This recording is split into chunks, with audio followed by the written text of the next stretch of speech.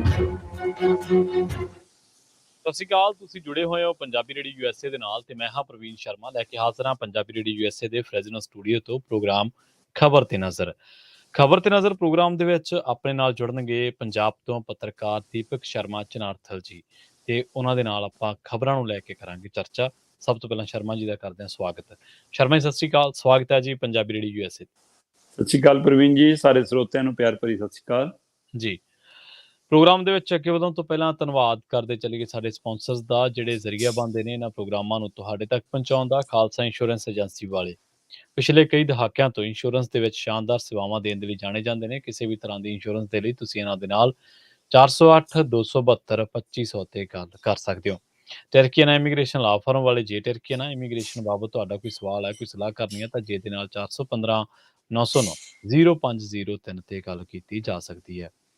Gurdeep Singh Birdi ਕਲੋਵੇ, Satnam Singh Shergill Selma, Jagtar Singh Anandpuri Fremont, Charanjit Singh ਬਦਵਾਲ, ਪਿਆਰਾ Singh Rahul, Gurpal Gill Sacramento, Gurdeep Singh Gill ਤੇ ਪਰਿਵਾਰ Yuba city, Mandeep Singh, Sarabjit Kaur ਸੈਨ ਹੋਜ਼ੇ, ਮਨਜੀਤ ਸਿੰਘ ਸੈਨ ਹੋਜ਼ੇ, ਮੀਰੀ ਪੀਰੀ ਸੇਵਾ ਸੁਸਾਇਟੀ ਫ੍ਰੈਜ਼ਨੋ ਤੇ ਜ਼ੈਂਡਰ ਗਰੁੱਪ ਵਾਲੇ। ਕਿਸੇ ਵੀ ਤਰ੍ਹਾਂ ਦਾ ਘਰ ਖਰੀਦਣਾ ਜਾਂ ਘਰ ਵੇਚਣਾ ਜਾਂ ਲੈਣਾ ਚਾਹੁੰਦੇ ਤੁਸੀਂ ਹੋਮ ਲੋਨ ਤਾਂ ਇਹਨਾਂ ਦੇ ਨਾਲ 509-905-2575 ਤੇ ਗੱਲ ਕੀਤੀ ਜਾ ਸਕਦੀ ਹੈ। ਸ਼ਰਮਾ ਜੀ ਖਬਰਾਂ ਦੇ ਵੱਲ ਆਈਏ ਤੇ ਸ਼ੁਰੂਆਤ ਕਰੀਏ ਸਰਕਾਰ ਤੋਂ। ਕਹਿੰਦੇ ਭਰੋਸੇ ਦੀ ਵੋਟ ਲੈ ਕੇ ਵੀ ਸਰਕਾਰ ਦੀ ਭਰੋਸੇਯੋਗਤਾ ਤੇ ਉੱਤੇ ਸਵਾਲ। ਹਾਂ ਬਿਲਕੁਲ ਪ੍ਰਵੀਨ ਜੀ, ਬੱਲੇ ਬੱਲੇ ਸੀਗੀ ਮਾਨ ਸਾਹਿਬ ਦੀ ਕੱਲ ਪੰਜਾਬ ਦੀ ਵਿਧਾਨ ਸਭਾ ਦੇ ਵਿੱਚ। ਮਤਲਬ ਕਿ ਜਿੱਤ ਕੇ ਗਏ ਹੁਣ 92 ਤੇ ਵੋਟਾਂ ਹੱਕ 'ਚ ਪੈਣ 93। ਇਹ ਤੋਂ ਬਾਅਦ ਹੋਰ ਕੀ ਹੋ ਸਕਦਾ? ਇਹਦਾ ਮਤਲਬ ਕਿ ਸਪੀਕਰ ਸਾਹਿਬ ਦੀ ਵੋਟ ਤਾਂ ਬਾਹਰ ਸੀਗੀ, ਉਹ ਤੋਂ ਬਿਨਾਂ ਵੀ 93 ਹੋ ਗਈਆਂ ਤਾਂ ਇਹ ਤਾਂ ਕਮਾਲ ਹੋ ਗਈ। ਪੰਜਾਬ ਦੀ ਵਿਧਾਨ ਸਭਾ ਦੇ ਵਿੱਚ ਵਿਸ਼ਵਾਸ ਦੇ ਮਤੇ ਨਾਲ ਹੀ ਸੈਸ਼ਨ ਸ਼ੁਰੂ ਹੋਇਆ ਸੀ ਤੇ ਉਸੇ ਨਾਟਕ ਦੇ ਰੂਪ ਦੇ ਵਿੱਚ ਕੱਲ ਖਤਮ ਹੋਇਆ।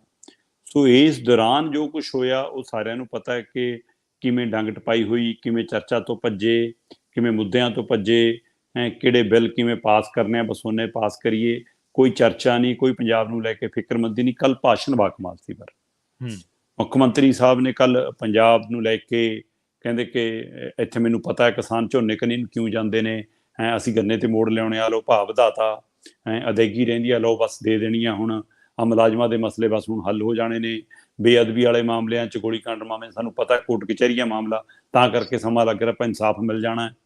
ਸੋ ਬੜਾ ਜਦੋਂ ਵੀ ਕੋਈ ਸਵਾਲ ਆਉਂਦਾ ਸੀ ਤਾਂ ਟਕੋਰਾਂ, ਕਿਉਂਕਿ ਕਾਂਗਰਸੀ ਅਕਾਲੀ ਤਾਂ ਬੋਲਣ ਜੋਗੇ ਹੈ ਨਹੀਂ ਅੰਦਰ, ਜਦੋਂ ਬੋਲਦੇ ਨੇ ਤਾਂ ਉਹਨਾਂ ਦਾ ਆਪਣਾ ਹੀ ਕੀਤਾ ਕਰਾਇਆ ਸਾਰਾ ਮੂਹਰੇ ਆ ਜਾਂਦਾ। ਉਸ ਨੂੰ ਲੈ ਕੇ ਜਦੇ ਉਹ ਗੈਂਗਸਟਰਾਂ ਸਵਾਲ ਚੁੱਕਦੇ ਨੇ, ਜਦੇ ਭਗਵੰਤ ਮਾਨ ਕਹਿੰਦੇ ਅੱਛਾ ਕਿਹਨੇ ਪੈਦਾ ਕੀਤੇ ਨੇ, ਤੁਸੀਂ ਭ੍ਰਸ਼ਟਾਚਾਰ ਦਾ ਸਵਾਲ ਪੁੱਛਦੇ ਨੇ, ਪੁਲਿਸ ਵਾਲਾ ਸਵਾਲ ਪੁੱਛਦੇ ਨੇ, ਤੁਹਾਡੇ ਰਾਜ 'ਚ ਕੀ ਹੁੰਦਾ ਸੀ। ਸੋ ਬੇਸ਼ੱਕ ਇਹ ਉਹਨਾਂ ਮੂਹਰੇ ਇੱਕ ਵੱਡੀ ਮਤਲਬ ਕਿ ਖਾਈ ਖੜੀ ਹੈ ਕਿ ਜੋ ਕੁਛ ਅਕਾਲੀ ਕਾਂਗਰਸੀਆਂ ਨੇ ਕੀਤਾ, ਇਸ ਲਈ ਉਹ ਮੌਜੂਦਾ ਸਰਕਾਰ ਤੇ ਸਵਾਲ ਨਹੀਂ ਖੜੇ ਕਰ ਪਾਉਂਦੇ।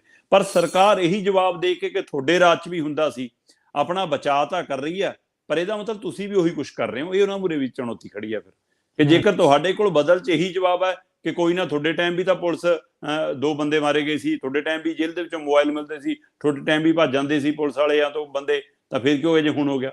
ਸੋ ਜੇਕਰ ਇਹ ਜਵਾਬ ਦੇਣੇ ਦਾ ਮਤਲਬ ਤੁਸੀਂ ਵੀ ਸੁਧਾਰ ਨਹੀਂ ਕਰ ਪਾ ਰਹੇ।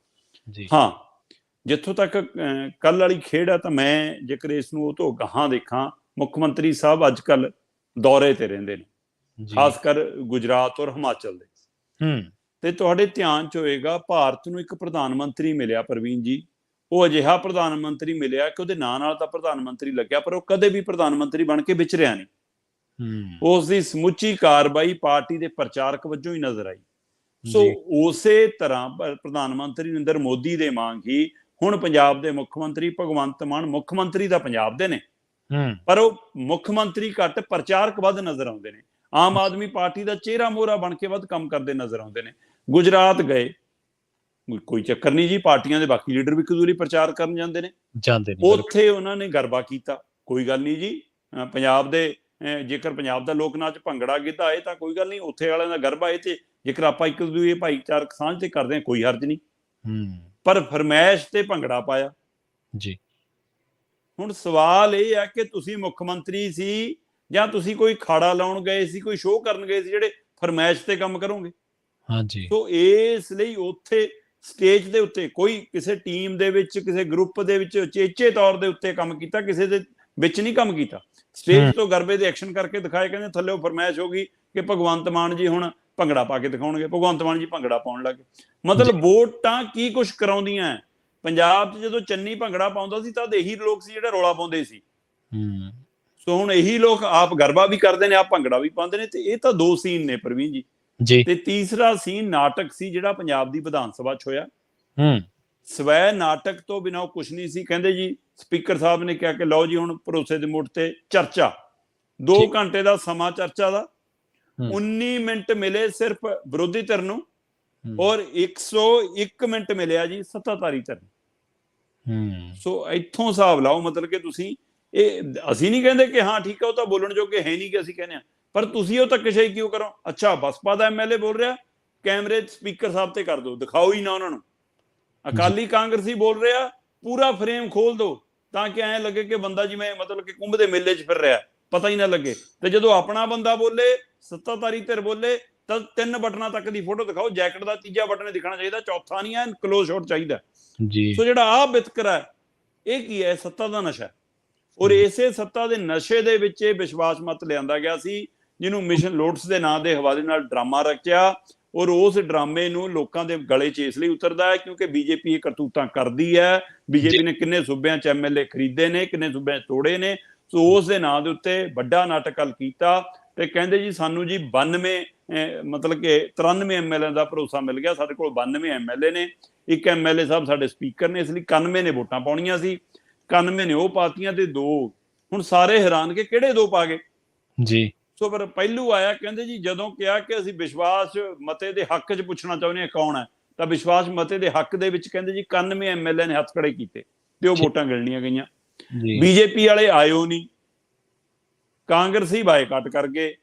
ਬਚਿਆ ਕੌਣ ਅੰਦਰ? ਅਕਾਲੀ ਦਲ ਵਾਲੇ ਔਰ ਬਸਪਾ ਵਾਲੇ। ਸੋ 3 ਉਹ ਸੀ ਤੇ 1 ਸੀ, 4 ਜਣੇ ਸੀਗੇ। ਸੋ 4ਾਂ ਦੇ ਵਿੱਚੋਂ ਕਹਿੰਦੇ ਕਿ ਜਦੋਂ ਆਇਆ ਜੀ ਕਿ ਹੁਣ ਜਿਹੜੇ ਵਿਰੋਧ 'ਚ ਨੇ ਉਹ ਹੱਥ ਖੜੇ ਕਰੋ, ਤਾਂ 91 ਨੇ ਤਾਂ ਹੱਥ ਖੜੇ ਨਹੀਂ ਕੀਤੇ, ਪਰ ਉਧਰੋਂ ਜਿਹੜੇ ਸੀਗੇ ਉਹਨਾਂ ਦੇ ਵਿੱਚੋਂ 2 ਨੇ ਨਹੀਂ ਹੱਥ ਖੜੇ ਕੀਤੇ। ਕਹਿੰਦੇ ਆਲੀ ਨੇ ਔਰ ਨਛੱਤਰ ਸਿੰਘ ਨੇ ਬਸਪਾ ਵਾਲੇ ਨੇ, ਇਹਨਾਂ 2ਾਂ ਨੇ ਵਿਰੋਧ 'ਚ ਵੀ ਹੱਥ ਨਹੀਂ ਖੜੇ ਕੀਤੇ। ਤੇ ਦੂਜੀਆਂ 2ਾਂ ਨੇ ਖੜੇ ਕਰਤੇ। ਕਹਿੰਦੇ ਜਦੋਂ ਆਹ 2ਾਂ ਨੇ ਨਹੀਂ ਖੜੇ ਕੀਤੇ ਤਾਂ ਸਪੀਕਰ ਸਾਹਿਬ ਨੇ 2ਾਂ ਦੀ ਵੋਟ ਵੀ ਉਹ 'ਚ ਗਣ ਲਈ ਕਿ ਤੁਸੀਂ ਵਿਰੋਧ 'ਚ ਨਹੀਂ ਗਏ, ਤੁਸੀਂ ਹੱਕ 'ਚੋਂ। ਸੋ ਇਸ ਲਈ ਉਹ 91 'ਚ 2 ਜੋੜ ਕੇ ਉਹਨਾਂ ਨੇ 93 ਕਹਤੇ। ਤੇ ਹੁਣ ਆਲੀ ਜੀ ਵੀ ਸਫਾਈ ਦੇ ਰਹੇ ਨੇ, ਹੁਣ ਬਸਪਾ ਵਾਲੇ ਵੀ ਸਫਾਈ ਦੇ ਰਹੇ ਨੇ। ਹੁਣ ਗੜੀ ਵੀ ਕਹਿ ਰਿਹਾ ਕਿ ਪੁਤਲੇ ਫੂਕਾਂਗੇ ਦੁਸ਼ਹਿਰੇ ਤੇ ਤੁਹਾਡੇ।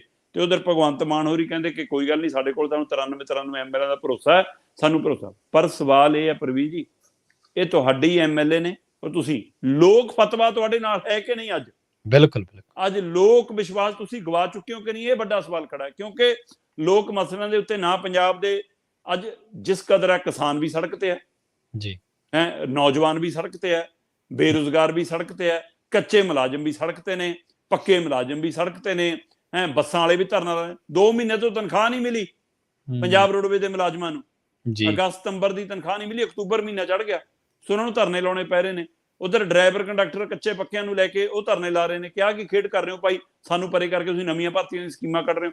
ਸੋ ਲਗਾਤਾਰ ਇਸੇ ਤਰ੍ਹਾਂ ਪੀਟੀਆਈ ਮਾਸਟਰ ਕਹਿੰਦੇ ਜੀ 2 ਸਾਲ ਦੀ ਥੋੜੀ ਪੈਟਰੋਲ ਨਹੀਂ ਖੁੱਲ ਰਹੀ, ਵੈਬ ਪੋਰਟਲ ਦੇ ਉੱਤੇ ਕਹਿੰਦੇ ਸਾਡੀ ਫਾਈਲ ਨਹੀਂ ਖੁੱਲਦੀ ਜੀ।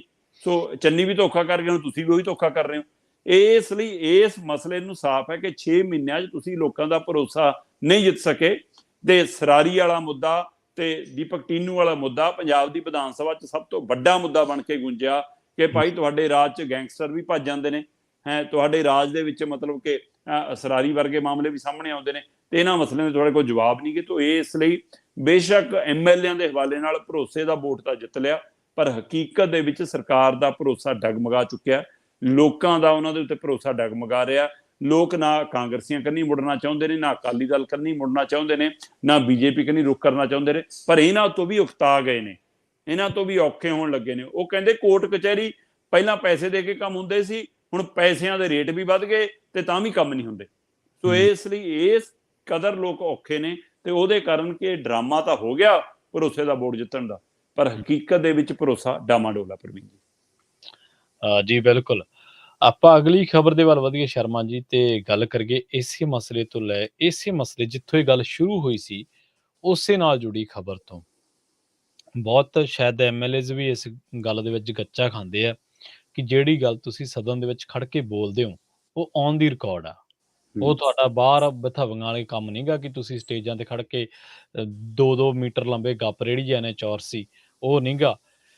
ਹੁਣ ਸਦਨ ਦੇ ਵਿੱਚ ਖੜ ਕੇ, ਵਿਧਾਨ ਸਭਾ ਦੇ ਵਿੱਚ ਖੜ ਕੇ ਸ਼ਰਮਾ ਜੀ ਇਹ ਗੱਲ ਕਹੀ ਗਈ ਹੈ ਕਿ ਅਨੁਰਾਗ ਠਾਕੁਰ ਤੇ ਅਮਿਤ ਸ਼ਾਹ ਜਿਹੜੇ ਹੈ, ਉਹਨਾਂ ਨੇ ਫੋਨ ਕਰਵਾਏ ਆ।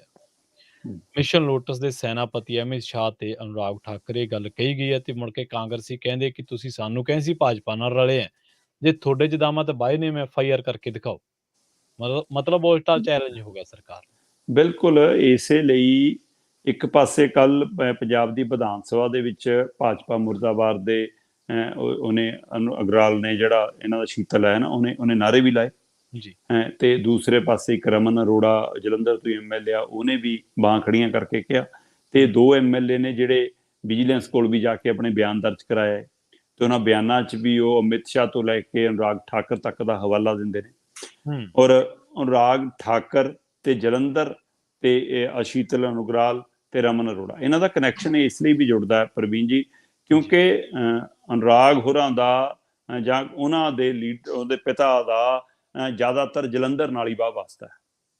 ਜਲੰਧਰ ਦੇ ਵਿੱਚ ਕਾਰੋਬਾਰ, ਜਲੰਧਰ 'ਚ ਪੜ੍ਹਾਈ, ਜਲੰਧਰ ਦੇ ਵਿੱਚ ਬਿਜ਼ਨਸ, ਜਲੰਧਰ 'ਚ ਰਾਜਨੀਤਿਕ ਬੈਠਕਾਂ, ਜਲੰਧਰ ਨਾਲ ਜੁੜਦਾ ਸਾਰਾ, ਚਾਹੇ ਉਹ ਹਿਮਾਚਲ ਤੋਂ ਆਉਂਦੇ ਨੇ, ਪਰ ਜਲੰਧਰ ਉਹਨਾਂ ਦੀ ਇੱਕ ਤਰ੍ਹਾਂ ਦੀ ਕਰਮ ਭੂਮੀ ਰਹੀ ਆ।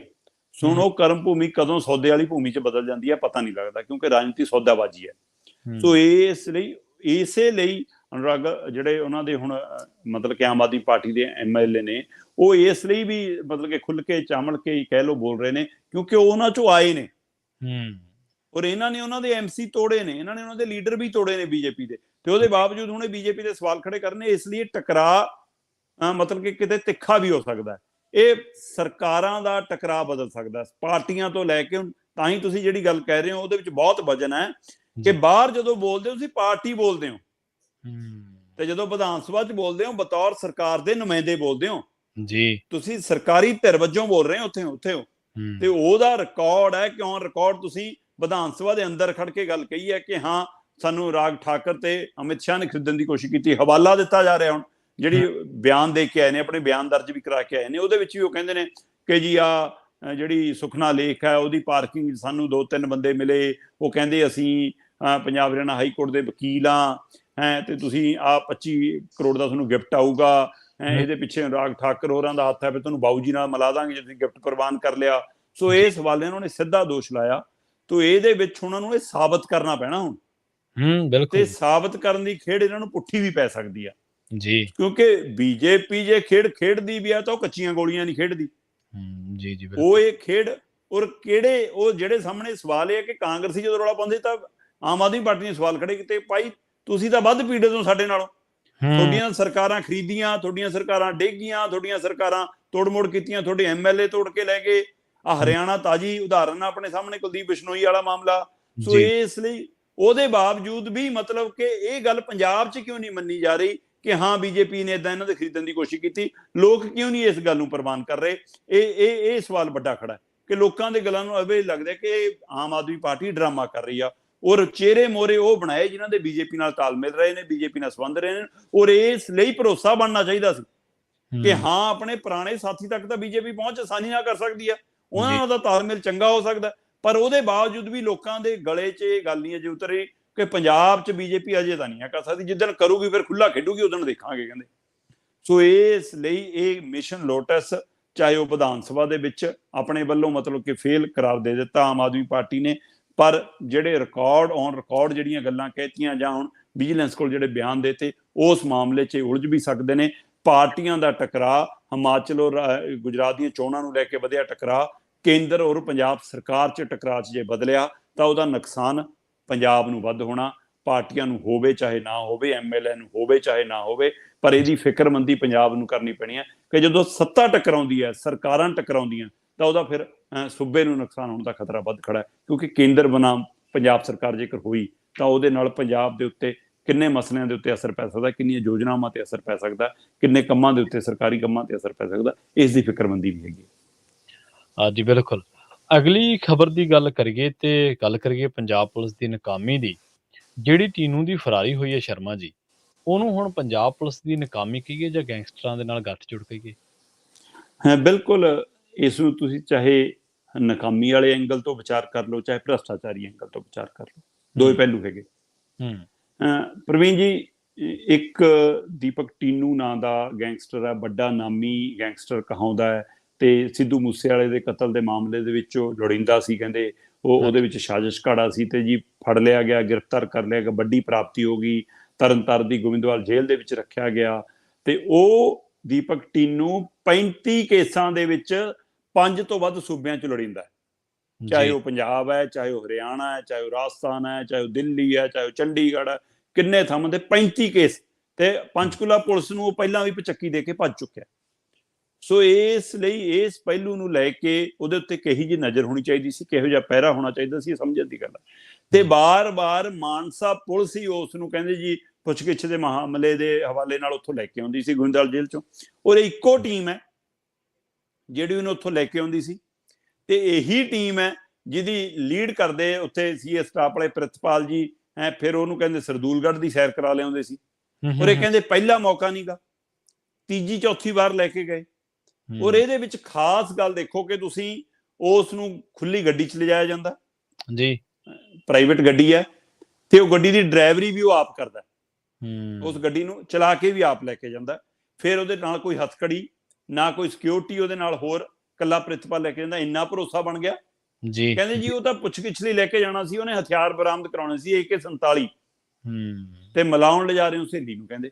ਹੁਣ ਇਹ ਪੁਲਿਸ ਦੇ ਹਵਾਲੇ ਨਾਲ, ਸਰਕਾਰੀ ਸੂਤਰਾਂ ਦੇ ਹਵਾਲੇ ਨਾਲ ਇਹ ਰਿਪੋਰਟ ਆ ਰਹੀ ਹੈ ਜੀ, ਇਹ ਖਬਰ ਬਾਹਰ ਨਿਕਲ ਕੇ ਆ ਰਹੀ ਕਿ ਜੀ ਉਹਨੂੰ ਸਰਦੂਲਗੜ੍ਹ ਦੇ ਨੇੜੇ ਉੱਥੇ ਝਨੀਰ ਲਿਜਾਇਆ ਜਾਂਦਾ ਸੀ। ਉੱਥੇ ਬੈਂਕ ਦੇ ਉੱਤੇ ਇੱਕ ਹੋਟਲ ਜਿਹਾ ਬਣਿਆ ਸੀ, ਉਹਦੇ 2 ਕਮਰੇ ਬੁੱਕ ਹੁੰਦੇ ਸੀ, ਇੱਕ ਕਮਰੇ 'ਚ ਪ੍ਰਿਤਪਾਲ, ਦੂਏ ਕਮਰੇ 'ਚ ਉਹਦੇ ਲਈ ਸ਼ਰਾਬ ਸ਼ਬਾਬ ਸਾਰਾ ਪ੍ਰਬੰਧ ਹੁੰਦਾ ਸੀ। ਕਹਿੰਦੇ ਉਹਦੀ ਸਹੇਲੀ ਉਹਨੂੰ ਮਿਲਣ ਆਉਂਦੀ ਸੀ, ਤੇ ਤੀਜਾ ਚੌਥਾ ਗੇੜਾ ਸੀ, ਰਾਤ ਨੂੰ 10:30 11 ਵਜੇ ਉੱਥੇ ਪਹੁੰਚਦੇ ਸੀ ਤੇ ਸਵੇਰੇ 4-5 ਵਜੇ ਵਾਪਸ ਆ ਜਾਂਦੇ ਸੀ। ਤੇ ਉਹ ਇਸ ਵਾਰ ਕਹਿੰਦੇ 3 ਵਜੇ ਫਰਾਰ ਹੋ ਗਿਆ, ਕਿਉਂਕਿ ਉਹਨੂੰ ਫੋਨ ਵੀ ਉਪਲਬਧ ਕਰਾਇਆ ਵਾ ਸੀ, ਤੇ ਉਹ ਫੋਨ ਦੇ ਵਿੱਚ ਕਹਿੰਦੇ ਸਿਮ ਵੀ ਪ੍ਰਿਤਪਾਲ ਨੇ ਪਵਾ ਕੇ ਦਿੱਤੀ। ਤੇ ਪ੍ਰਿਤਪਾਲ ਕੋਲ ਜਿਹੜੇ 2 ਫੋਨ ਬਰਾਮਦ ਹੋਏ ਨੇ, ਉਹਦੇ ਵਿੱਚ ਕਹਿੰਦੇ ਕਿ ਟੀਨੂ ਵਾਲਾ ਉਹ ਨੰਬਰ ਦੇ ਨਾਲ ਨਾਲ ਕਹਿੰਦੇ ਉਹਦੀ ਸਹੇਲੀ ਦਾ ਨੰਬਰ ਵੀ ਬਰਾਮਦ ਹੋਇਆ। ਸੋ ਹੁਣ ਕਹਿੰਦੇ ਪਰ ਪ੍ਰਿਤਪਾਲ ਦੇ ਚਿਹਰੇ ਤੇ ਗ੍ਰਿਫਤਾਰੀ ਹੋ ਗਈ, ਰਿਮਾਂਡ ਹੋ ਗਿਆ, ਉਹਦੇ ਬਾਵਜੂਦ ਦੇ ਚਿਹਰੇ ਤੇ ਕੋਈ ਸ਼ਿਕਨ, ਕੋਈ ਸ਼ਿਕਵਾ, ਪੁਲਿਸ ਦੀ ਬਰਖਾਸਤੀ, ਨੌਕਰੀ ਦਾ ਜਾਣਾ ਫਿਰ ਕਾਰਵਾਈ ਦਾ ਹੋਣਾ, ਇਹ ਸਾਰਾ ਉਹਦੇ ਚਿਹਰੇ ਤੇ ਕੋਈ ਡਰ ਖੌਫ ਨਹੀਂ। ਤੇ ਕੀ ਇਹ ਭ੍ਰਿਸ਼ਟਾਚਾਰੀ ਸੀ? ਫਿਰ ਕੀ ਇਹ ਐਡੀ ਬੜੀ ਭ੍ਰਿਸ਼ਟਾਚਾਰੀ ਸੀ ਪ੍ਰਵੀਨ ਜੀ ਕਿ ਇੱਕ ਪ੍ਰਿਤਪਾਲ ਨੇ ਇਕੱਲੇ ਨੇ ਐਡੇ ਬੜੇ ਗੈਂਗਸਟਰ ਦੇ ਨਾਲ ਸੌਦਾ ਕਰ ਲਿਆ? ਜਾਂ ਇਹ ਭ੍ਰਿਸ਼ਟਾਚਾਰੀ ਉਸਦੇ ਪੂਰੇ ਸੀਏ ਸਟਾਫ ਤੱਕ ਹੈ, ਜਾਂ ਉਹਦੀ ਜ਼ਿਲ੍ਹਾ ਪੁਲਿਸ ਤੱਕ ਹੈ, ਜਾਂ ਇਹ ਸੂਬੇ ਤੱਕ ਹੈ, ਜਾਂ ਇਹ ਗ੍ਰਹਿ ਵਿਭਾਗ ਤੱਕ ਹੈ? ਕਿੱਥੇ ਤੱਕ ਜਾਂਦਾ ਹਿੱਸਾ? ਜੀ ਬਿਲਕੁਲ, ਪੰਜਾਬ ਪੁੱਛਣਾ ਚਾਹੁੰਦਾ, ਪੰਜਾਬ ਜਾਣਨਾ ਚਾਹੁੰਦਾ। ਜਾਂ ਇਹ ਗੱਠਜੋੜ ਇੰਨਾ ਤਕੜਾ, ਇਹ ਜਿਹੜੇ ਗੈਂਗਸਟਰ ਨੇ ਉਹਨਾਂ ਨਾਲ ਪੁਲਿਸ ਗੱਠਜੋੜ ਹੈ, ਇਹ ਤਾਲਮੇਲ ਇੰਨਾ ਵਧੀਆ ਹੋ ਗਿਆ? ਜਾਂ ਪੰਜਾਬ ਪੁਲਿਸ ਨਲਾਇਕ ਇੰਨੀ ਹੈ ਕਿ ਉਹਨੂੰ ਪਤਾ ਹੀ ਨਹੀਂ ਲੱਗਦਾ, ਉਹ ਗੱਲਾਂ 'ਚ ਆ ਜਾਂਦੀ ਹੈ, ਉਹ ਭਰਮਾ ਲਈ ਜਾਂਦੀ ਹੈ? ਇਹ ਨਲਾਇਕੀ ਹੈ, ਨਾਕਾਮੀ ਹੈ, ਭ੍ਰਿਸ਼ਟਾਚਾਰੀ ਹੈ, ਗੱਠਜੋੜ ਹੈ? ਸਾਰੇ ਸਵਾਲ ਖੜੇ ਨੇ। ਔਰ ਪੰਜਾਬ ਪੁਲਿਸ ਦਾ ਜਿਹੜਾ ਪੁਰਾਣਾ ਰਿਕਾਰਡ ਬੋਲਦਾ ਹੈ, ਉਹ ਵੀ ਬੋਲਦਾ ਕਿ ਸਿੱਧੂ ਮੂਸੇਵਾਲੇ ਦੇ ਕਤਲ ਮਾਮਲੇ 'ਚ ਵੀ 2 ਮੁੰਡੇ ਜਿਹੜੇ ਕਹਿੰਦੇ ਜੀ ਬਾਰਡਰ ਦੇ ਨੇੜੇ ਇੱਕ ਪਿੰਡ ਦੇ ਵਿੱਚ ਜੀ ਉਹਨਾਂ ਨੇ ਗੋਲੀ ਚਲਾਤੀ ਜੀ, ਅਸੀਂ ਜਵਾਬੀ ਗੋਲੀ ਚਲਾਈ ਜੀ, ਕਾਰਵਾਈ 'ਚੋਂ ਮੁੱਠਭੇੜ 'ਚ ਮਾਰੇ ਗਏ ਜੀ, ਮੁਕਾਬਲਾ ਹੋਇਆ। ਤੇ ਝੂਠੇ ਮੁਕਾਬਲੇ ਪੰਜਾਬ ਦੇ ਇਤਿਹਾਸ ਦੇ ਵਿੱਚ ਭਰੇ ਪਏ ਨੇ। ਸੋ ਹੁਣ ਇਹ ਵੀ ਚਰਚਾ ਹੈ ਕਿ ਉੱਥੋਂ ਨਿਕਲ ਕੇ ਉਹ ਤੋਂ ਬਾਅਦ ਕਿੱਥੇ ਆਓ। ਬੇਸ਼ੱਕ ਸਿੱਧੂ ਮੂਸੇਵਾਲੇ ਦੀ ਮਾਂ ਉਸ ਬੈਂਕ ਪਹੁੰਚੀ, ਬੈਂਕ ਤੋਂ ਉਹਨੇ ਫੁਟੇਜ ਮੰਗੀ, ਬੈਂਕ ਨੇ ਪਹਿਲਾਂ ਫੁਟੇਜ ਦੇਣੋਂ ਇਨਕਾਰ ਕੀਤਾ, ਫਿਰ ਪੁਲਿਸ ਦੇ ਕਹਿਣ ਦੇ ਉੱਤੇ, ਅਧਿਕਾਰੀਆਂ ਦੇ ਕਹਿਣ ਦੇ ਉੱਤੇ ਉਹਨੂੰ ਵੀ ਫੁਟੇਜ ਉਪਲਬਧ ਕਰਾ ਦਿੱਤੀ ਗਈ ਆ। ਉੱਥੋਂ ਤੱਕ ਦੀ ਫੁਟੇਜ ਤਾਂ ਮਿਲ ਗਈ ਕਿ ਉੱਥੋਂ ਨਿਕਲ ਕੇ ਗਿਆ, ਪਰ ਉਹ ਤੋਂ ਅੱਗੇ ਉਹਦਾ ਕੀ ਬਣਿਆ? ਕਿਉਂਕਿ ਜ਼ਿਲ੍ਹਿਆਂ ਦੇ ਵਿੱਚ ਵੀ ਸਾਰੇ ਪਾਸੇ ਸਿਕਿਉਰਿਟੀ ਆ, ਜ਼ਿਲ੍ਹੇ ਵੀ ਸਾਰੇ ਸੀਲ ਕਰ ਦਿੱਤੇ ਗਏ ਨੇ, ਪੰਜਾਬ ਦੇ ਬਾਰਡਰ ਸਾਰੇ ਸੀਲ ਕਰ ਦਿੱਤੇ ਗਏ ਨੇ, ਪੰਜਾਬ ਦੇ ਹੋਰ ਸੂਬਿਆਂ ਚੋਂ ਆਮਦ ਸਾਰੀ ਸੀਲ ਆ, ਇੱਥੋਂ ਤੱਕ ਕਿ ਨੇਪਾਲ ਦਾ ਬਾਰਡਰ ਪੂਰੀ ਤਰ੍ਹਾਂ ਸੀਲ ਕਰ ਦਿੱਤਾ ਗਿਆ ਜੀ, ਤਾਂ ਕਿ ਸਭ ਤੋਂ ਵੱਧ ਹੈ ਕਿ ਨੇਪਾਲ ਭੱਜ ਸਕਦਾ ਹੈ। 8 ਟੀਮਾਂ ਬਣਾਈਆਂ, 8 ਟੀਮਾਂ ਰਾਹੀਂ ਯੂਪੀ ਟੀਮ ਭੇਜਤੀ, ਮਹਾਰਾਸ਼ਟਰ ਟੀਮ ਭੇਜਤੀ, ਇੱਧਰ ਰਾਜਸਥਾਨ ਭੇਜਤੀ, ਹਰਿਆਣਾ ਭੇਜਤੀ, ਦਿੱਲੀ ਭੇਜਤੀ, ਪੰਜਾਬ 'ਚ ਟੀਮਾਂ ਲਾਤੀਆਂ, 8 ਟੀਮਾਂ ਬਣਾ ਕੇ ਉਹਦੀ ਭਾਲ ਸ਼ੁਰੂ ਹੈ। ਪਰ ਅਜੇ ਤੱਕ ਉਹਦਾ ਕੋਈ ਖਬਰ ਨਹੀਂ, ਕੋਈ ਖੁਰਾ ਖੈਰ ਨਹੀਂ, ਕੁਛ ਨਹੀਂ ਪਤਾ ਲੱਗ ਰਿਹਾ ਕਿ ਕਿੱਥੇ ਹੈ। ਤੇ ਕੀ ਉਹਨੂੰ ਧਰਤੀ ਨਿਕਲ ਗਈ ਜਾਂ ਉਹਨੂੰ ਆਕਾਸ਼ ਉਡਾ ਕੇ ਲੈ ਗਿਆ? ਜੇਕਰ ਦੀਪਕ ਟੀਨੂ ਦਾ ਕੋਈ ਅਤਾ ਪਤਾ ਨਹੀਂ ਮਿਲਦਾ ਤਾਂ ਇਹ ਤੋਂ ਕੀ ਅਰਥ ਲਾਏ ਜਾਣ ਕਿ ਕੀ ਇਸ ਤੋਂ ਇਹ ਮੰਨਿਆ ਜਾਵੇ ਕਿ ਉਹਦਾ ਕਿਤੇ ਨਾ ਕਿਤੇ ਇਹ ਮੰਨ ਲਿਆ ਜਾਵੇ ਕਿ ਕੀ ਉਹਦੇ ਨਾਲ ਕੋਈ ਐਨਕਾਊਂਟਰ ਵਰਗੀ ਕਹਾਣੀ ਤਾਂ ਨਹੀਂ ਹੋਈ? ਇਹ ਵੀ ਚਰਚਾਵਾਂ ਨੇ, ਇਹ ਵੀ ਸਵਾਲ ਨੇ। ਜੇਕਰ ਉਹਦਾ ਥੋ ਪਤਾ ਨਹੀਂ ਮਿਲਦਾ, ਜੇਕਰ ਉਹਦੀ ਜਾਣਕਾਰੀ ਨਹੀਂ ਮਿਲਦੀ, ਤਾਂ ਇਹ ਵੀ ਸਵਾਲ ਉੱਠਣ ਲੱਗੇ ਨੇ ਕਿ ਕੀ ਉੱਥੋਂ ਭਜਾਉਣ ਤੱਕ ਇਹ ਮਾਮਲਾ ਸੀ ਜਾਂ ਉਹ ਤੋਂ ਅੱਗੇ ਵੀ ਕੋਈ ਖੇਡ ਹੈਗੀ ਆ। ਸਬੂਤ ਹੀ ਮਿਟਾ ਦਿਓ, ਫਾਈਲ ਹੀ ਬੰਦ ਕਰ ਦਿਓ, ਮਾਮਲਾ ਹੀ ਨਿਬੇੜ ਦਿਓ, ਕਿ ਪੰਜਾਬ ਪੁਲਿਸ ਆਪਣੀ ਕਹਾਣੀ ਤਾਂ ਨਹੀਂ ਦਰਾ ਰਹੀ? ਇਹ ਵੀ ਸਵਾਲ ਖੜਾ ਹੈ। ਇੰਨਾ ਆਸਾਨ ਨਹੀਂ ਗਾ ਇਹ ਹੋਣਾ। ਤੇ ਪਰ ਇਹਦੇ ਬਾਵਜੂਦ ਜੇਕਰ ਇਹ ਸਵਾਲ ਉੱਠ ਰਿਹਾ ਤਾਂ ਕੀ ਹੈ ਇਹਦੇ ਪਿੱਛੇ? ਪਰ ਪਹਿਲੀ ਘੜੀ ਦੇ ਵਿੱਚ ਇਹ ਪੁਲਿਸ ਦੀ ਨਲਾਇਕੀ, ਨਾਕਾਮੀ, ਭ੍ਰਿਸ਼ਟਾਚਾਰੀ ਔਰ ਗੱਠਜੋੜ ਦੀ ਕਹਾਣੀ ਜ਼ਿਆਦਾ ਨਜ਼ਰ ਆਉਂਦੀ ਹੈ ਪ੍ਰਵੀਨ ਜੀ। ਹਾਂਜੀ ਬਿਲਕੁਲ, ਲੋਕਾਂ ਦੇ ਮਨਾਂ ਦੇ ਵਿੱਚ ਤਰ੍ਹਾਂ ਤਰ੍ਹਾਂ ਦੇ ਤੌਖਲੇ ਨੇ, ਤਰ੍ਹਾਂ ਤਰ੍ਹਾਂ ਦੇ ਸਵਾਲ ਨੇ। ਲੋਕਾਂ ਨੂੰ ਲੱਗਦਾ ਕਿ ਜਿਹੜੀਆਂ ਥਿਊਰੀਆਂ ਦਿੱਤੀਆਂ ਜਾ ਰਹੀਆਂ ਨੇ, ਖਾਸ ਕਰਕੇ ਪੁਲਿਸ ਸਟੇਟਮੈਂਟਸ ਨੇ ਜਿਹੜੀਆਂ, ਉਹ ਡਾਊਟਫੁਲ ਨੇ, ਉਹਨਾਂ ਤੇ ਲੋਕ ਧਿਆਨ ਨਹੀਂ ਕਰ ਰਹੇ, ਯਕੀਨ ਨਹੀਂ ਕਰ ਰਹੇ। ਆਪਾਂ ਅੱਗੇ ਵਧੀਏ, ਲਖੀਮਪੁਰ ਖੀਰੀ ਕਾਂਡ ਦੀ ਗੱਲ ਕਰੀਏ ਸ਼ਰਮਾ ਜੀ। ਇਸ ਕਾਂਡ ਨੂੰ ਅੰਜਾਮ ਭਾਜਪਾ ਦੇ ਗ੍ਰਹਿ ਰਾਜ ਮੰਤਰੀ ਅਜੇ ਮਿਸ਼ਰਾ ਟੈਨੀ ਦੇ ਮੁੰਡੇ ਆਸ਼ੀਸ਼ ਮਿਸ਼ਰੇ ਨੇ ਦਿੱਤਾ ਸੀ। ਥਾਰ ਦੇ ਨਾਲ ਕਿਸਾਨਾਂ ਨੂੰ ਦਰੜ ਕੇ ਉਹਨਾਂ ਦਾ ਕਤਲ ਕਰ ਦਿੱਤਾ ਸੀ, ਮਾਰ ਦਿੱਤਾ ਸੀ। ਹੁਣ 1 ਸਾਲ ਹੋ ਗਿਆ, ਨਾ ਇਨਸਾਫ ਮਿਲਿਆ ਤੇ ਨਾ ਹੋਈ ਮੰਤਰੀ ਦੀ ਛੁੱਟੀ। ਬਿਲਕੁਲ ਪ੍ਰਵੀਨ ਜੀ, 1 ਸਾਲ ਪੂਰਾ ਹੋਣ ਦੇ ਉੱਤੇ ਪੰਜਾਬ ਦੇ ਵਿੱਚ ਵੀ ਰੋਸ ਮੁਜ਼ਾਹਰੇ ਹੋਏ। ਪੰਜਾਬ ਭਰ ਦੇ ਵਿੱਚ ਰੇਲਾਂ, ਬੇਸ਼ੱਕ ਪੰਜਾਬ ਦੇ ਕਿਸਾਨੀ ਮੁੱਦੇ ਵੀ ਨਾਲ ਸੀ, ਉਹਦੇ ਵਿੱਚ ਲਖੀਮਪੁਰ ਖੀਰੀ ਕਾਂਡ ਦੇ 1 ਸਾਲ ਪੂਰਾ ਹੋਣ ਦੇ ਰੋਸਾ ਵੀ ਸੀ। ਸੋ ਉਸ ਰੋਸੇ ਨੂੰ ਲੈ ਕੇ ਪੰਜਾਬ 'ਚ ਚੱਕਾ ਜਾਮ ਵੀ ਹੋਇਆ, ਪੰਜਾਬ 'ਚ ਰੇਲਾਂ ਵੀ ਰੋਕੀਆਂ ਗਈਆਂ, ਸੜਕ ਜਾਮ ਵੀ ਹੋਏ, ਰੋਸ ਰੈਲੀਆਂ, ਰੋਸ ਮੁਜ਼ਾਹਰੇ ਵੀ ਹੋਏ। ਲਖੀਮਪੁਰ ਖੀਰੀ ਦੇ ਵਿੱਚ ਵੀ ਵੱਡੇ ਇਕੱਠ ਹੋਏ, ਪ੍ਰਧਾਨ ਮੰਤਰੀ ਦੇ ਨਾਂ ਦੇ ਉੱਤੇ ਮੈਮੋਰੈਂਡਮ ਵੀ ਦਿੱਤੇ ਗਏ। ਪਰ ਇਹਦੇ ਵਿੱਚ 2 ਗੱਲਾਂ ਮੁੱਖ ਤੌਰ ਤੇ ਅਜੇ ਵੀ ਖੜੀਆਂ ਨੇ। ਇੱਕ ਤਾਂ ਜਿਨ੍ਹਾਂ ਪਰਿਵਾਰਾਂ ਦੇ ਜੀਅ ਦਰੜ ਕੇ ਮਾਰੇ, 4 ਕਿਸਾਨ ਤੇ 5ਵਾਂ ਇੱਕ ਪੱਤਰਕਾਰ, ਸੋ ਉਹਨਾਂ 5 ਪਰਿਵਾਰਾਂ ਦੇ ਵਿੱਚ ਇੱਕ ਮੈਂਬਰ ਨੂੰ ਨੌਕਰੀ, ਉਹਦੀ ਮੰਗ ਉੱਥੇ ਹੀ ਖੜੀ ਆ। ਤੇ ਦੂਸਰਾ ਮੰਤਰੀ ਦੀ ਛੁੱਟੀ, ਇਹ ਮੰਗ ਉੱਥੇ ਹੀ ਖੜੀ ਆ।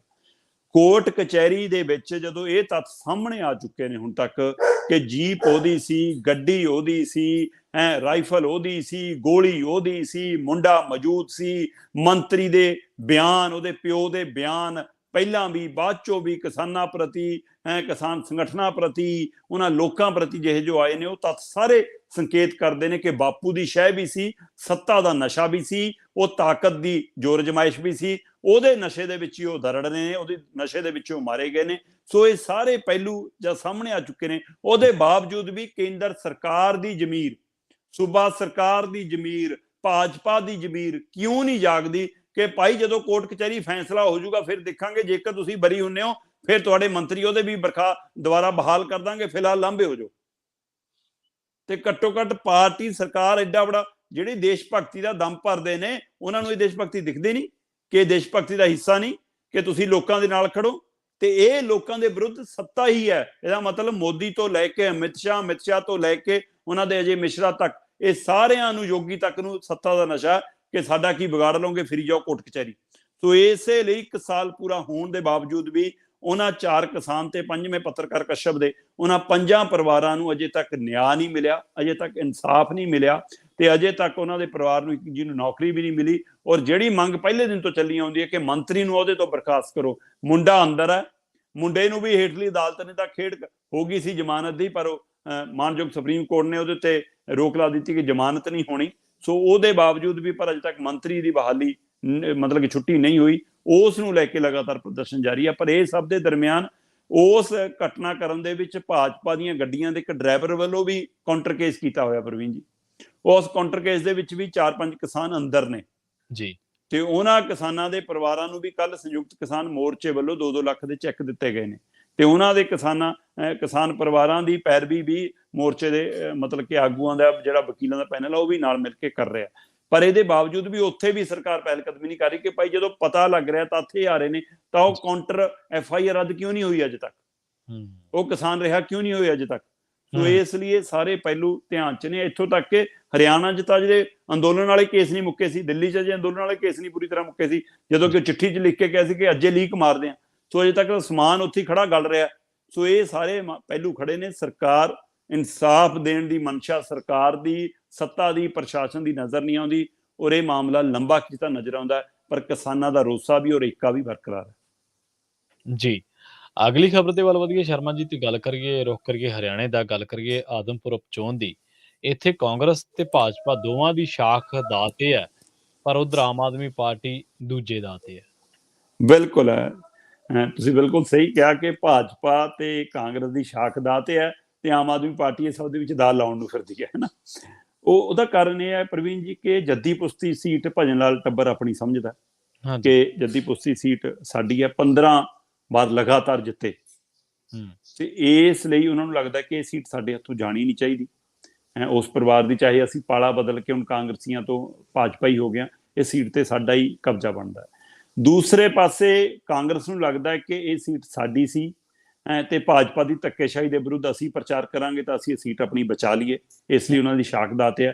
ਹੁੱਡਾ ਨੇ ਹੁਣੇ ਆਪਣੀ ਚਹੇਤੇ ਬੰਦੇ ਨੂੰ ਪਾਰਟੀ ਦਾ ਪ੍ਰਧਾਨ ਬਣਾਇਆ ਉੱਥੇ, ਤੋ ਇਸ ਲਈ ਉਹਦੀ ਪ੍ਰਧਾਨਗੀ 'ਚ ਪਹਿਲੀ ਚੋਣ ਹੈ, ਇਸ ਲਈ ਵੀ ਉਹਨਾਂ ਨੂੰ ਲੱਗਦਾ ਕਿ ਸਾਨੂੰ ਜਿਤਾਉਣਾ ਜ਼ਰੂਰੀ ਹੈ। ਪਰ ਜਿਹੜੀ ਭਾਜਪਾ ਦੀ ਕਹਾਣੀ ਮੈਂ ਦੇਖ ਰਿਹਾ ਸੀਗਾ ਕਿ 9 ਵਾਰ ਖੁਦ ਭਜਨ ਲਾਲ ਇੱਥੋਂ ਜਿੱਤੇ ਨੇ, ਉਹਨਾਂ ਦੀ ਧਰਮ ਪਤਨੀ ਇੱਥੋਂ 1 ਵਾਰ ਜਿੱਤ ਚੁੱਕੀ ਹੈ, ਉਹਨਾਂ ਦਾ ਮੁੰਡਾ ਕੁਲਦੀਪ ਬਿਸ਼ਨੋਈ 4 ਵਾਰ ਜਿੱਤ ਚੁੱਕਿਆ, 1 ਵਾਰ ਉਹਨਾਂ ਦੀ ਨੂੰਹ ਇੱਥੋਂ ਰੇਣੂਕਾ ਬਿਸ਼ਨੋਈ 1 ਵਾਰ ਜਿੱਤ ਚੁੱਕੀ ਹੈ। ਸੋ ਇਸ ਲਈ ਇਹ ਲਗਭਗ 15 ਵਾਰ ਸੀਟ ਇਸੇ ਪਰਿਵਾਰ ਨੇ ਜਿੱਤੀ ਹੈ। ਪਰ ਹੁਣ ਉਹ ਕੁਲਦੀਪ ਬਿਸ਼ਨੋਈ ਭਾਜਪਾ ਹੀ ਹੋ ਗਏ ਨੇ ਔਰ ਭਾਜਪਾ ਦੀ ਟਿਕਟ ਤੇ ਚੋਣ ਲੜਨਗੇ। ਪਰ ਭਾਜਪਾ ਦਾ ਟਰੈਕ ਰਿਕਾਰਡ, ਖਾਸ ਕਰ ਖੱਟਰ ਸਰਕਾਰ ਦਾ ਟਰੈਕ ਰਿਕਾਰਡ ਚੰਗਾ ਨਹੀਂ ਹੈ। ਇਹਨਾਂ ਦੇ ਰਾਜ ਦੇ ਵਿੱਚ ਪ੍ਰਵੀਨ ਜੀ ਮਤਲਬ ਕਿ ਤੀਜੀ ਉਪਚੋਣ ਹੋ ਰਹੀ ਆ ਤੇ ਪਹਿਲੀਆਂ 2 ਚੋਣਾਂ ਸਰਕਾਰ ਹਾਰ ਚੁੱਕੀ ਆ। ਸੋ ਕਦੇ ਵੀ ਉਪਚੋਣ ਮੋਸਟਲੀ ਸੱਤਾਧਾਰੀ ਧਿਰ ਹਾਰਦੀ ਨਹੀਂ ਹੁੰਦੀ। ਸੋ ਜਿਵੇਂ ਪੰਜਾਬ 'ਚ 3 ਮਹੀਨਿਆਂ 'ਚ ਉਪਚੋਣ ਹੋਈ, ਭਗਵੰਤ ਮਾਨ ਦੇ ਆਪਣੇ ਉਸ ਸਥਾਨ ਤੋਂ ਜਿੱਥੋਂ ਖੁਦ ਉਹ MP ਸੀਗੇ, ਉਹ ਚੋਣ ਹਾਰ ਗਏ। ਤੋ ਇਹ ਰਿਕਾਰਡ ਹਮੇਸ਼ਾ ਇਹਨਾਂ ਦੇ ਮੂਹਰੇ ਖੜਾ ਰਹਿਣਾ, ਇਹ ਦਾਗ ਸਦਾ ਲਈ ਹੈ। ਉਸੇ ਤਰ੍ਹਾਂ ਖੱਟਰ ਦੇ ਰਾਜ ਦੇ ਵਿੱਚ ਤੀਜਾ ਉਪਚੋਣ ਹੋ ਜਾ ਰਿਹਾ, 2 ਉਪਚੋਣਾਂ ਜਿਮਨੀ ਚੋਣਾਂ ਹਾਰ ਚੁੱਕੀ ਹੈ ਭਾਜਪਾ। ਸੋ ਇਸ ਲਈ ਉਹਦੇ ਲਈ ਵੀ ਇਹ ਕੁਲਦੀਪ ਬਿਸ਼ਨੋਈ ਲਈ ਵੀ, ਜਿੱਥੇ ਇਹ ਮਤਲਬ ਕਿ ਸ਼ਾਖ ਦਾ ਸਵਾਲ ਆਪਣੇ ਰਾਜਨੀਤਿਕ ਦਾ, ਬੇਸ਼ੱਕ ਉਹ ਆਪਣੇ ਮੁੰਡੇ ਨੂੰ ਟਿਕਟ ਦਿਵਾਉਣ ਲਈ ਹੁਣ ਉਤਾਵਲੇ ਨੇ, ਤੇ ਦੂਸਰੇ ਪਾਸੇ ਕਾਂਗਰਸ ਲਈ ਵੀ ਹੈ। ਪਰ ਇਹ ਸਭ ਦੇ ਵਿੱਚ ਆਮ ਆਦਮੀ ਪਾਰਟੀ ਪੂਰੀ ਜ਼ੋਰ ਅਜ਼ਮਾਇਸ਼ ਕਰ ਰਹੀ ਹੈ ਕਿ ਅਸੀਂ 1 ਸੀਟ ਇਹ ਜਿੱਤ ਕੇ ਇੱਕ ਤਾਂ ਵਿਧਾਨ ਸਭਾ 'ਚ ਦਾਖਲ ਹੋ ਜਾਈਏ, ਤੇ ਦੂਸਰਾ ਕਹਿਣ ਨੂੰ ਹੋ ਜਾਈਏ ਕਿ ਭਾਈ ਲੋਕਾਂ ਨੇ ਦੇਖੋ ਮਨ ਬਣਾ ਲਿਆ, ਸਾਨੂੰ ਤਾਂ ਜਿਮਨੀ ਚੋਣ ਵੀ ਜਿਤਾਤੀ, ਅਗਲੀ ਵਾਰ ਦੀ ਤਿਆਰੀ ਕਰ ਲਓ। ਇਸ ਲਈ ਇਹ ਚੋਣ ਬਹੁਤ ਰੋਮਾਂਚਕਾਰੀ ਦੇਖਣ ਵਾਲੀ ਹੋਏਗੀ ਕਿ ਕਿੱਧਰ ਨੂੰ ਜਾਏਗਾ ਇਹ ਜਿਮਨੀ ਚੋਣ, ਕਿਉਂਕਿ 3 ਨਵੰਬਰ ਨੂੰ ਵੋਟਾਂ ਪੈਣੀਆਂ ਨੇ ਤੇ 6 ਨਵੰਬਰ ਨੂੰ ਨਤੀਜੇ ਆ ਜਾਣੇ ਨੇ, ਔਰ ਇਹਦੇ ਨੇੜੇ ਤੇੜੇ ਹੀ ਹਿਮਾਚਲ ਦੀਆਂ ਚੋਣਾਂ ਦੇ ਵੀ ਐਲਾਨ ਹੋਣ ਦੀ ਆਸ ਰਹੇਗਾ ਕਿ ਸ਼ਾਇਦ ਅੱਜ ਉਹ ਖਬਰ ਆ ਜਾਵੇ ਜਾਂ ਕੱਲ ਤੱਕ ਖਬਰ ਆ ਜਾਵੇ। ਹਿਮਾਚਲ ਦੀਆਂ ਚੋਣਾਂ ਵੀ ਇਹਨਾਂ ਤਰੀਕਾਂ ਦੇ ਨੇੜੇ ਤੇੜੇ ਹੋਣਗੀਆਂ, ਸੋ ਇਸ ਲਈ ਉਹਦੇ ਉੱਤੇ ਵੀ ਨਜ਼ਰ ਹੈਗੀ। ਉਹ ਤੋਂ ਬਾਅਦ ਫਿਰ ਗੁਜਰਾਤ, ਮੰਨਿਆ ਜਾ ਰਿਹਾ ਕਿ ਸ਼ਾਇਦ ਗੁਜਰਾਤ ਦੀਆਂ ਚੋਣਾਂ ਥੋੜਾ ਅੱਗੇ ਜਾ ਕੇ ਹੋਣ। ਹਾਂਜੀ ਬਿਲਕੁਲ, ਗੁਜਰਾਤ ਦੀਆਂ ਚੋਣਾਂ ਬਾਰੇ ਤਾਂ ਹਲੇ ਅੱਗੇ ਜਾ ਕੇ ਹੁਣ ਇਹੋ ਜਿਹੇ ਕਿਆਸ ਰਹੀਆਂ ਹੈਗੀਆਂ ਨੇ। ਪਰ ਸ਼ਰਮਾ ਜੀ, ਇਹਦਾ ਮਤਲਬ ਇਹ ਹੈ ਕਿ ਹਰਿਆਣੇ ਵਾਲੇ ਸੱਤਾਧਾਰੀਆਂ ਨੂੰ ਬੜਾ ਪੈਂਦੇ ਟੁੱਟ ਕੇ ਫਿਰ, ਜੇ ਜਿਮਨੀ ਹਰਾ ਦਿੰਦੇ ਤਾਂ। ਹਾਂ ਬਿਲਕੁਲ, ਹਰਿਆਣੇ ਵਾਲੇ ਵੀ ਹੈ ਤਾਂ ਫਿਰ ਪੰਜਾਬੀ ਖੂਨ ਨਾਲ ਪੁੱਠੇ ਕੰਮ ਕਰਦੇ ਆ, ਰਹਿ ਨਹੀਂ ਹੈਗੇ। ਬਿਲਕੁਲ ਜੀ। ਅੱਛਾ, ਆਪਾਂ ਗੱਲ ਕਰੀਏ ਪ੍ਰਧਾਨ ਮੰਤਰੀ ਸਾਹਿਬ ਦੀ ਜਾਂਦੇ ਜਾਂਦੇ, ਸਵਾਲ ਪੈਦਾ ਹੁਣ ਇਹ ਹੋ ਗਿਆ ਕਿ ਪ੍ਰਧਾਨ ਮੰਤਰੀ ਸਾਹਿਬ ਪ੍ਰਧਾਨ ਮੰਤਰੀ ਨੇ ਜਾਂ ਉਹ ਪ੍ਰਚਾਰਕ, ਕਿਉਂਕਿ ਸਿਆਸੀ ਰੈਲੀਆਂ ਤੇ ਪ੍ਰਚਾਰ ਤਾਂ ਕਰਦੇ ਹੀ ਰਹਿੰਦੇ ਆ, ਉਹ ਉੱਡਣ ਖਟੋਲੇ ਤੇ ਰਹਿੰਦੇ ਆ। ਦੂਜਾ ਇਹ ਹੈ ਕਿ ਕਈ ਵਾਰੀ ਕਿਸੇ ਬ੍ਰਾਂਡ ਦਾ ਵੀ ਪ੍ਰਚਾਰ ਕਰ ਜਾਂਦੇ ਆ। ਹੁਣ ਚਰਚਾ ਇਸ ਗੱਲ ਦੀ ਹੈ ਵੀ ਅੰਬਾਨੀ ਦੀਆਂ ਐਨਕਾਂ ਨਾਲ ਮੋਦੀ ਸਾਹਿਬ ਨੇ ਭਾਰਤ ਦਰਸ਼ਨ ਕੀਤੇ ਆ ਜੀ। ਬਿਲਕੁਲ ਪ੍ਰਵੀਨ ਜੀ, 5G ਲਾਂਚ ਕੀਤਾ ਪਿਛਲੇ ਦਿਨੀ, ਤੇ 5G ਦੀ ਲਾਂਚਿੰਗ ਦੀ ਕਾਰਵਾਈ ਪ੍ਰਧਾਨ ਮੰਤਰੀ ਨਰਿੰਦਰ ਮੋਦੀ ਜੀ ਨੇ ਨਿਭਾਈ। ਗੱਡੀ 'ਚ ਬੈਠੇ ਉਹਨਾਂ ਦੀ, ਤੇ ਗੱਡੀ ਚਲਾ ਇੱਥੇ ਰਹੇ ਨੇ, ਤੇ ਕਹਿੰਦੇ ਗੱਡੀ ਚੱਲ ਰਹੀ ਹੈ ਜੀ ਬਾਹਰਲੇ ਮੁਲਕਾਂ 'ਚ, ਐਨਕਾਂ ਲਾ ਲਈਆਂ, ਲਓ ਜੀ 5G ਐਨਕਾਂ ਨੇ ਜੀ, ਕਹਿੰਦੇ ਹੁਣ ਇਹ ਐਨਕਾਂ ਨਾਲ ਤੁਸੀਂ ਜੋ ਚਾਹੋ ਉਹ ਕਰ ਸਕਦੇ ਹੋ ਜੀ। ਤੁਸੀਂ ਆਪਣੀ ਗੱਡੀ ਮੋਟਰਸਾਈਕਲ ਤੇ ਜਾ ਰਹੇ ਹੋ, ਤੁਹਾਡਾ ਤੇਲ ਮੁੱਕ ਰਿਹਾ, ਤੁਹਾਨੂੰ ਜਦੇ ਦੱਸ ਦੂ ਪੰਪ ਕਿੱਥੇ ਹੈ, ਤੁਹਾਡਾ ਪੈਂਚਰ ਹੋ ਗਿਆ ਜਦੇ ਦੱਸ ਦੂ ਮਕੈਨਿਕ ਕਿੱਥੇ ਹੈ, ਤੁਹਾਨੂੰ ਭੁੱਖ ਲੱਗੀ ਹੈ ਐਨਕੇ ਦੱਸ ਦੂਗੀ ਕਿ ਕਿੱਥੇ ਕੁ ਢਾਬਾ ਹੈ, ਕੀ ਰੇਟ ਹੈ, ਐਨਕੇ ਸਾਰੀ ਹੈਲਪ ਕਰ ਦੂਗੀ ਤੁਹਾਡੀ। ਸੋ ਸਾਰਾ ਕੁਝ ਐਨਕ ਦੇ ਕੰਟਰੋਲ 'ਚ ਹੈ। ਕਹਿੰਦੇ ਇਸੇ ਤਰ੍ਹਾਂ ਕਹਿੰਦੇ ਕਿ 5G ਇੰਨਾ ਕਮਾਲ ਦਾ ਹੈ ਕਿ ਭਾਈ ਹੁਣ ਤੁਹਾਨੂੰ ਆਪਣੇ ਕਮਰੇ 'ਚ ਸੁੱਤੇ ਪੈਣ ਆਉਣਾ, ਤੁਸੀਂ ਜਿੱਦਾਂ ਹੀ ਕਮਰੇ 'ਚ ਬੜੇ ਲਾਈਟ ਜਗ ਜੂ, ਤੁਸੀਂ ਪੈਣ ਲੱਗੇ ਹੋ ਲਾਈਟ ਬੰਦ ਹੋ ਜੂ, AC ਕਿੰਨਾ ਕੁ ਸੈੱਟ ਕਰਨਾ ਤੁਹਾਡੇ ਸਰੀਰ ਦੇ ਹਿਸਾਬ ਨਾਲ ਆਪਣੇ ਆਪ ਸੈੱਟ ਹੋ ਜੂ, ਨਹਾਉਣ ਜਾਣਾ ਤੁਸੀਂ ਸੋਚਣਾ ਹੀ ਹੈ, ਥੋੜਾ ਗੀਜ਼ਰ ਆਪਣੇ ਆਪ ਹੀ ਉਨਾ ਹੀ ਪਾਣੀ ਗਰਮ ਕਰੂ, ਆਪਣੇ ਆਪ ਹੀ ਚੱਲ ਪੂ, ਆਪਣੇ ਆਪ ਹੀ ਬੰਦ ਹੋ ਜੂ, ਸਾਰਾ ਕੁਝ। ਮਤਲਬ ਬਿਨਾਂ ਕੀ ਇਹ ਕਿਵੇਂ ਭਰੂਗੀ? ਹਾਂ ਨਹੀਂ, ਸਵਾਲ ਇਹ ਹੈ ਕਿ ਕੀ ਇਹ 5G ਜਿਹੜੇ ਸਾਡੇ ਬੱਚਿਆਂ ਨੂੰ ਪਹਿਲਾਂ ਹੀ ਮਤਲਬ ਕਿ ਤੁਸੀਂ ਕਹਿ ਦਿਓ ਕਿ ਹਾਂ ਕਮਚੋਰ ਬਣਾਈ ਜਾਂਦੀ ਹੈ ਟੈਕਨੋਲੋਜੀ, ਹੋਰ ਕਮਚੋਰ ਤਾਂ ਨਹੀਂ ਬਣਾ ਦੂ। ਜਿੱਥੇ ਟੈਕਨੋਲੋਜੀ ਸਹਾਈ ਹੋ ਰਹੀ ਹੈ ਰੁਜ਼ਗਾਰ ਦੇ ਮਾਮਲੇ 'ਚ, ਤਕਨੀਕ ਦੇ ਮਾਮਲੇ 'ਚ, ਕਾਰੋਬਾਰ ਦੇ ਮਾਮਲੇ 'ਚ, ਫੈਲਾਅ ਦੇ ਮਾਮਲੇ ਦੇ ਵਿੱਚ, ਉੱਥੇ ਇਹ ਜਾਣਬੁੱਝ ਕੇ ਬੱਚਿਆਂ ਦੇ ਹੱਥਾਂ ਵਿੱਚ ਜਿਸ ਕਦਰ ਇਹ ਖੇਡ ਹੈ। ਹੁਣ ਕਹਿੰਦੇ ਕਲਾਸ ਦੇ ਵਿੱਚ ਜਾਣ ਦੀ ਵੀ ਲੋੜ ਨਹੀਂ, ਘਰੋਂ ਹੀ ਬੈਠ ਕੇ ਕਲਾਸ ਲਾਉਂਗੇ, ਅਸੀਂ ਲੱਗੋ ਕਲਾਸ 'ਚ ਬੈਠੇ ਹੋ, ਸਕਿੰਟਾਂ 'ਚ ਵੀਡੀਓ ਡਾਊਨਲੋਡ ਹੋਊਗੀ। ਸੋ ਪਰ ਇਹਦਾ ਪ੍ਰਚਾਰ ਕੌਣ ਕਰ ਰਿਹਾ? ਭਾਰਤ ਦੇ ਪ੍ਰਧਾਨ ਮੰਤਰੀ। ਕੀ ਇਹ ਸਰਕਾਰ ਦੀ ਯੋਜਨਾ ਹੈ? ਕੀ ਇਹ ਸਰਕਾਰੀ ਯੋਜਨਾ ਹੈ?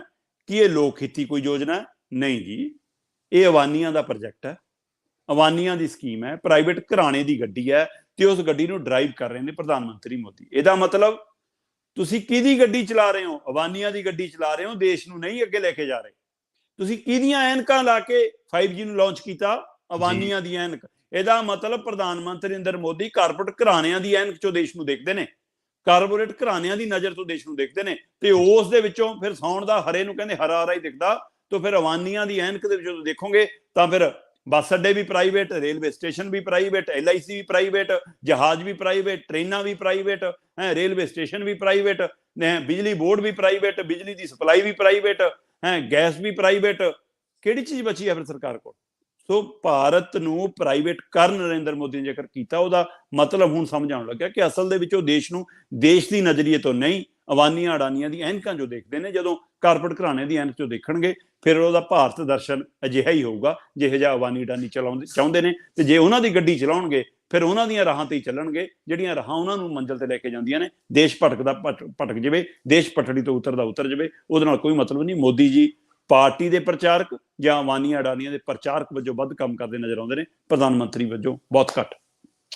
ਹਾਂਜੀ, ਇੱਕ ਵਾਰੀ ਪਹਿਲਾਂ ਵੀ ਜੇ ਮੈਂ ਗਲਤ ਨਾ ਹੋਵਾਂ ਨੋਟਬੰਦੀ ਵੇਲੇ ਸ਼ਾਇਦ ਪੇਟੀਐਮ ਦਾ ਇਹਨਾਂ ਨੇ ਕੀਤਾ ਸੀ। ਬਿਲਕੁਲ ਜੀ ਬਿਲਕੁਲ ਬਿਲਕੁਲ ਬਿਲਕੁਲ ਜੀ। ਸ਼ਰਮਾ ਜੀ ਬਹੁਤ ਬਹੁਤ ਧੰਨਵਾਦ ਤੁਹਾਡਾ ਇਹਨਾਂ ਖਾਸ ਜਾਣਕਾਰੀਆਂ ਦੇ ਲਈ ਜੀ।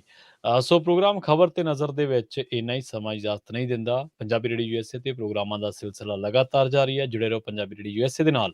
ਤੇ ਆਖਰ ਦੇ ਵਿੱਚ ਇੱਕ ਵਾਰ ਫਿਰ ਤੋਂ ਤੁਹਾਨੂੰ ਸਭ ਨੂੰ ਪਿਆਰ ਸਤਿਕਾਰ ਸਹਿਤ ਸਤਿ ਸ਼੍ਰੀ ਅਕਾਲ।